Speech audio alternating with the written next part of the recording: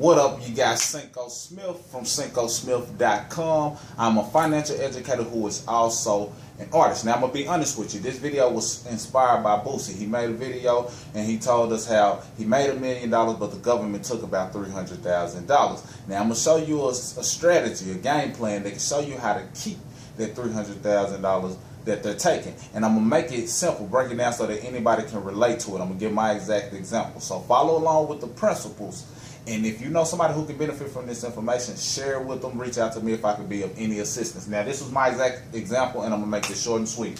All right, in my exact example, I made $52,000. And this was as an employee. I made $52,000 at a job. But I fell into the tax bracket of 25%.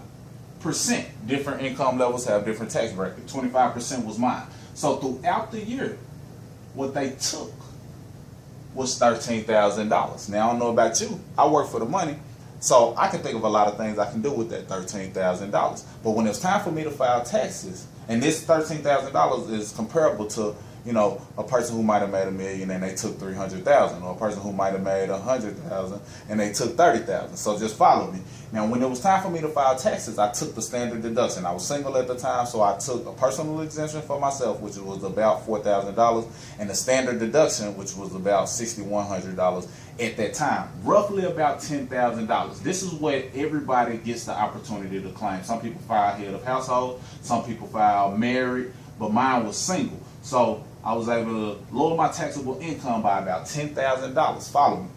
$42,000 is my new taxable income, but I still fell into this same tax bracket, which was 25%. So what that looks like is this. It looks as though I only owe $10,500. So this is what that looks like. $13,000 minus $10,500. The difference between those two is $2,500. So when I filed my taxes, I got back $2,500 in the form of a refund. And a lot of people get that and they celebrate. They feel as though the tax preparer or the CPA did them some favor. No, once I understood it, I realized they gave me $2,500, but they took $13,000. So I left over $10,000 on the table. Now, I don't know about you, but I can think of a lot I can do with over $10,000. But this is what I started to understand.